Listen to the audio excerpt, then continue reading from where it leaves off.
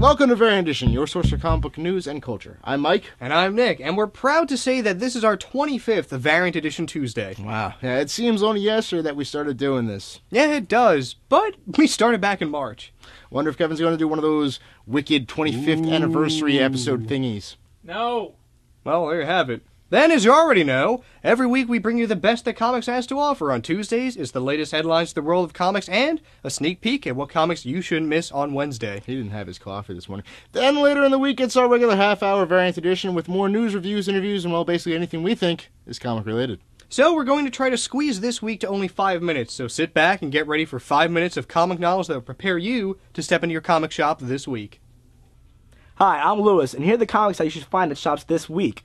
Wow, Action Comics 856 hits this week. Why the surprise? Well, I guess Eric Powell can keep a schedule, a deadline. The very cool Bizarro story that started in issue 855 continues, and gets weirder. We've also got 2 more Sinestro Corps crossovers this week. Green Lantern Corps 16 and the Cyborg Superman Tales of the Sinestro Corps special. Finishing up with DC, we've got the all-new Atom 16 with a cool trippy cover. Detective Comics 837, Infinity Inc. 2, Nightwing 137, Supergirl 22, and The Search for Ray Palmer continues in Crime Syndicate. Marvel comes out strong with a new printing of the hit Anita Blake series, Guilty Pleasures. And on the other end of the spectrum, there's a new Howard the Duck #1 this week, with the zombie cover. Also be on the lookout for Iron Man Enter the Mandarin #2, Ms. Marvel 20, Shaun of the She-Devil 3, Uncanny X-Men 491, and the Wolverine Annual Death Song #1. The biggest release of the week may very well be Buffy Season 8 #7. It's Brian K. Vaughan writing Faith. How can that not be cool? Dark Horse also has the second issue of the Cool Lobster Johnson, the Iron Prometheus, and Conan 44. Outside of the big guys and superheroes, there's some cool diversity out this week. From Vertigo, check out The Vinyl Underground, a cool British crime noir series. Wildstorm's highlights look to be Welcome to Tranquility #11 with a variant edition favorite, Zombies. Image has the bizarrely sexy Bomb Queen 4 #2, plus keep your eyes open for Gamekeeper 5, Iron and the Maiden 3, Sadu and the Silent Ones 2, Star Trek Year 4 #3, and a very cool Walking Dead poster from Image. The Transformers return to comics this week with 2 from IDW. Beast Wars The Ascending #1 and Devastation #1. If you like the movie, you're going to like these. But my pick of the week, The Return of Omega the Unknown. The series originally came out in the 1970s and only lasted 10 issues, and novelist Jonathan Lethem is using that to bring us what Marvel's promising to be a moving and yet strange story of a reluctant superhero from another planet. I'm very intrigued. Hi, I'm Nick, and these are your headlines for Tuesday, October 2nd, 2007. Let's start with some sellouts. No, not those kind of sellouts. Popular comics that the kids just can't seem to get enough of. It was months in the making, and the Green Arrow and Black Canary wedding special sold out. DC plans to go back to press with a new cover for release October 17th. And speaking of Amanda Conner, the Pro just came back to print at Image. But if you can't find any now, be patient. The Pro blew through its newest printing, and shops are waiting for more to arrive.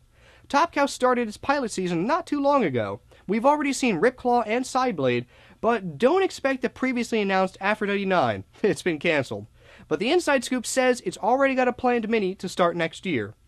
Continuing with the cancellations and sellouts, Frank Cho revealed on his message board that issue #6 of The Mighty Avengers will be his last. He will be followed up by Mark Bagley, and he might return for an annual, but we'll probably see his art first in Liberty Meadows #38. And finally, Fangoria Comics is shutting down. Didn't know they were publishing comics either? Well, maybe that's why they're going away. After an abortive launch at the '06 San Diego Comic-Con, the publisher that couldn't finally started up this year. But parent company Creative Group is pulling the plug. Don't worry though, the creator-owned series that started at Fangoria should be continuing. Okay, enough of paper comic book dealings, let's see what Eddie's got going on in the world of comic book TV and movies. Thanks, Nick. Last week, the internet was full of rumors regarding the upcoming JLA movie. The biggest buzz, that Jessica Biel would be stepping in to play Wonder Woman. Well, fanboys may be disappointed to hear that she announced last week that she has passed on the offer. No word yet on who else has been approached, but UGO's movie blog noted that Tyrese Gibson may be offered the role of Green Lantern John Stewart. But the question remains, who will play Batman or Superman? Word is that it won't be anyone who has already donned the cape or cowl. Finally, Variety reported that Mike Mignola's and Christopher Golden's illustrated novel, Baltimore, or The Steadfast Tin Soldier of the Vampire, has been optioned for a film with David Goyer set to direct. That's it for this week, but I'll be back next week with more TV and movie news. Nick? Thanks, Eddie. Finally, 2 stories about Spider-Man. The first is news that the upcoming animated Spectacular Spider-Man will have some major promotional push when it starts up next spring on the Kids WB. It's Peter Parker back in high school. Let's hope it's not the Spider-Man. And the other story regards the Spider-Man musical. Yes, you heard that right. Producers are looking for a huge theater to host the production. And with music by Bono and The Edge from U2, it should be huge. Right? Oh, and if the Broadway musical can find a home and make it off the ground, word is that Marilyn Manson has requested a role. Wow, what a great time to be comics fans. I'll see you next week. Alright, that's it for Variant Edition Tuesday this week. Don't forget to check back for our regular Variant Edition episode this week. However, yesterday we did post episode 65 with Lewis's interview with Stefan Rowe. And episode 66 should be out later this week. I got a chance to talk to unmanned artist and all-around great guy, Mike Hawthorne. And of course, if you're keeping track, that means we have pushed back our Wall-to-War Baltimore Comic-Con episode a week.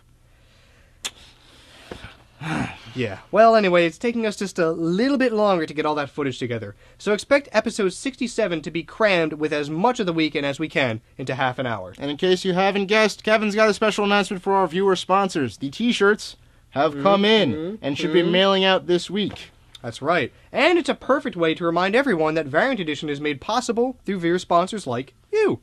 Want your name mentioned on the show or one of these bitchin' t-shirts?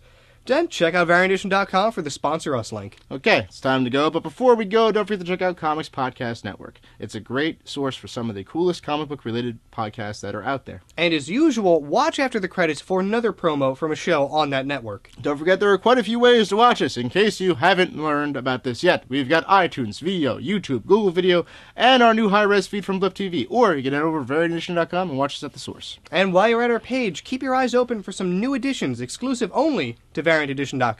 They're starting this week. That's it for Variant Edition Tuesday. See you next time.